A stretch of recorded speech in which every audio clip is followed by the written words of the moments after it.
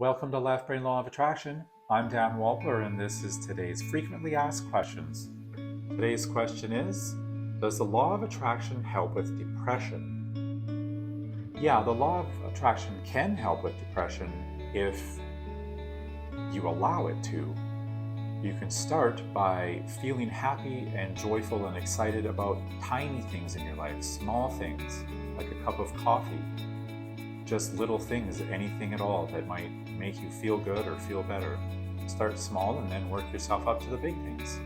All right, that's today's frequently asked question. If you have any questions of your own, please let me know and I'd be happy to help.